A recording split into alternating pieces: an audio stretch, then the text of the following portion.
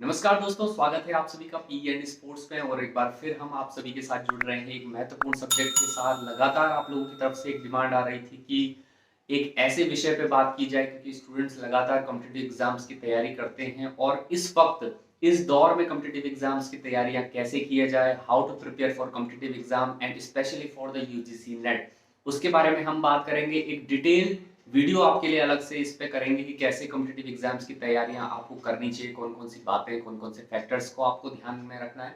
लेकिन आज मैं आपके साथ बात करूंगा 5 ऐसी मिस्टेक्स के बारे में जो लगातार स्टूडेंट्स करते रहते हैं और मेरी ऑब्जर्वेशन है, और बहुत से जो अच्छे टीचर्स हैं वो लगातार यही बात बताते रहते हैं। और आज मैं आपको ये 5 मिस्टेक्स की तरफ लेके चलता हूँ। सबसे पहले बात करते हैं पहली मिस्टेक। सबसे पहली जो मिस्टेक स्टूडेंट्स करते हैं वो ये है कि वो बिना प्लानिंग के अपने प्रिपरेशन को करते हुए दिखते हैं, यानी कि किसी भी तरह का ब्लूप्रिंट कहें या किसी भी तरह की स्ट्रेटजी आपके पास नहीं होती। तो जब भी आप विदाउट स्ट्रेटजी विदाउट प्लानिंग आप चलते हो तो कहीं ना कहीं वो कुछ कमियां आपकी प्रिपरेशन में नजर आती है, और वो प्रिपरेशन जो आपने एफर्ट किए भी होते हैं वो कहीं ना कहीं कमी उनमें पड़ जाती है और कॉम्पिटिटिव एग्जाम में आप कहीं ना कहीं रह जाते हैं। अब हम अगर स्ट्रेटजी की बात करें तो एक बड़ा जो लंबे समय का जो प्लान है वो तो आपके पास होना ही चाहिए, लेकिन there should be a small micro plans also, क्योंकि आपकी प्रिपरेशन में मैक्रो प्लान से ही काम नहीं चलने वाला। आपको छोटे छोटे सेशंस को भी कुछ ना कुछ नाम देना पड़ेगा। आपका जो टाइम टेबल अगर आप बनाते हैं तो सिर्फ मैक्रो लेवल पे आपको उस प्लानिंग को नहीं रखना, बल्कि आपको माइक्रो लेवल पे रखना है। आप सभी फिजिकल एजुकेशन के स्टूडेंट्स हो तो फिजिकल एजुकेशन में आप जानते हैं कि ट्रेनिंग में आपको हमेशा मैक्रो, माइक्रो और मीजो साइकिल्स आपने पढ़े हुए होंगे। तो वहां पे कहीं ना कहीं क्यों ट्रेनिंग सेशंस को भी इस तरह से बांटा जाता है, उसी तरह से आप समझिए कि कॉम्पिटिटिव एग्जाम्स को भी आपको सिर्फ मैक्रो लेवल पे प्लान नहीं करना, बल्कि you need to plan in micro level also. यानी कि अगर आप एक उदाहरण अगर मैं दूं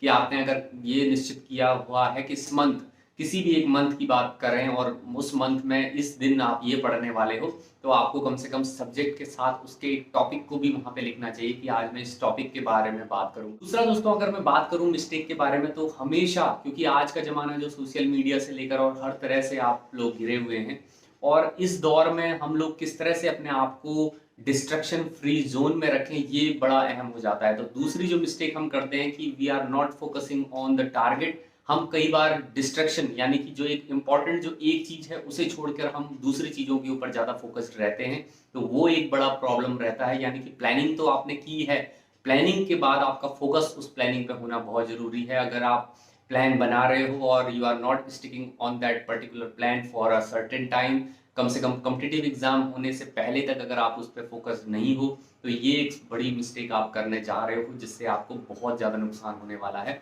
इट मीन्स कि you need to create a distraction free zone for yourself, ताकि आप बेटर प्रिपेयर कर पाओ अपनी कॉम्पिटिटिव एग्जाम।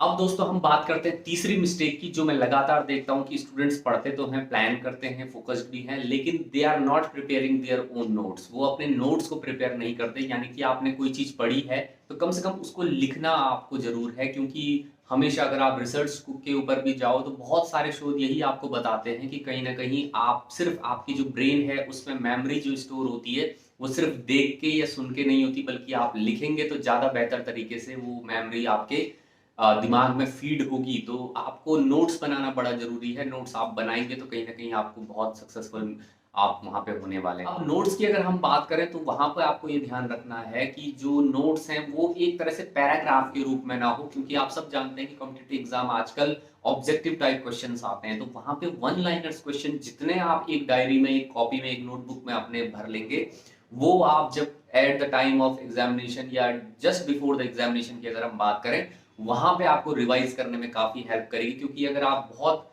डिटेल तरीके से आप अपने नोट्स को प्रिपेयर करेंगे तो वो पढ़ना उस वक्त आसान नहीं होगा और क्लिक भी दिमाग नहीं करेगा। तो कहीं ना कहीं डीप स्टडी तो करनी है, लेकिन you need to find some one liner questions जो कि लगातार क्वेश्चन पेपर्स में पूछे जाते हैं, और क्वेश्चन पेपर्स में जो चीजें पूछी जा रही हैं उनसे रिलेटेड आप जब वन लाइनर जो आंसर्स हैं या क्वेश्चंस हैं वो बना लेंगे अपनी डायरी में, तो कहीं ना कहीं वो रिवाइज करते हुए आपको बहुत फायदा देने वाला है। चौथा बहुत महत्वपूर्ण मिस्टेक आप लगातार करते आते हैं। बहुत सारे स्टूडेंट्स हैं जो बहुत अच्छा प्लान कर लेते हैं, फोकस्ड भी होते हैं, हर चीज करते हैं, नोट्स भी प्रिपेयर कर रहे होते हैं, लेकिन उनकी जो प्रिपरेशन है वो एक सेट डायरेक्शन, यानी कि सही डायरेक्शन में नहीं देखी जाती। ऐसा क्यों?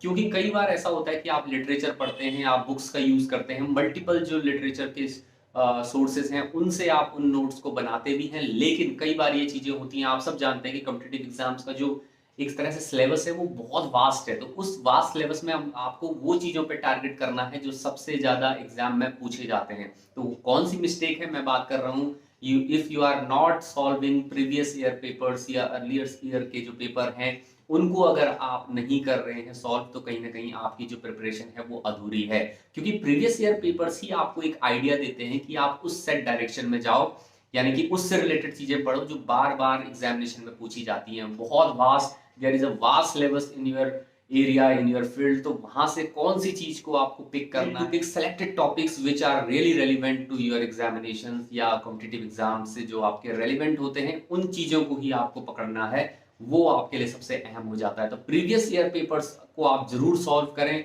कम से कम एक हफ्ते में एक पेपर सॉल्व करें। जो डिटेल्ड वीडियो में आपको बताऊंगा तो उसमें मैं बताऊंगा कि किस तरह से उसमें आप अपने आप को कैसी प्रिपरेशन करके प्रीवियस ईयर पेपर से आप अपने आप को प्रिपेयर बेहतर कर सकते हैं। तो लेकिन फिलहाल 5 मिस्टेक्स में से चौथी मिस्टेक यही है कि आपको प्रीवियस ईयर पेपर अगर आप सॉल्व नहीं कर रहे हैं तो तुरंत उसको स्टार्ट करिए, क्योंकि वही आपको एक सर्टेन डायरेक्शन या एक राइट डायरेक्शन में लेके जाने वाला है। फ्रेंड्स, अब बात करते हैं चौथी मिस्टेक की जो लगातार स्टूडेंट्स करते आते हैं और एक अहम चीज होती है जो हम कई बार मिस कर जाते हैं अपनी प्रिपरेशन के दौरान। तो आपने नोट्स भी बनाए, आपने बहुत अच्छा प्लान कर लिया, आप फोकस्ड भी हैं, हर चीज आप कर रहे हैं, लेकिन अगर आप अपनी पढ़ी हुई चीजों को रिवाइज नहीं कर रहे हैं, if you are not revising your notes, अगर आपने जो चीजें बनाई है उन चीजों को लगातार रिकॉल नहीं कर रहे हैं, तो कहीं ना कहीं वो चीजें आप जल्दी भूलने लगोगे। और ह्यूमन ब्रेन की जो एबिलिटीज हैं उसमें ये बात कही जाती है कि आपको रिवीजन करना बड़ा जरूरी होता है। कम से कम अगर आज आप पढ़ रहे हैं तो कम से कम कल और लगभग एक हफ्ते एक महीने तक उस बात को रिकॉल करेंगे, तो कहीं ना कहीं वो बात आपके दिमाग में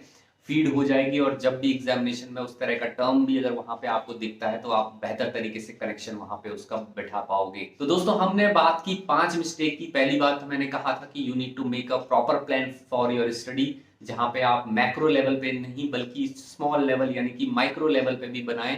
उसके बाद मैंने बात की आपसे कि आपको फोकस्ड रहना है, you need to create a distraction free zone जहां पे आप अपनी स्टडी को फोकस कर पाओ।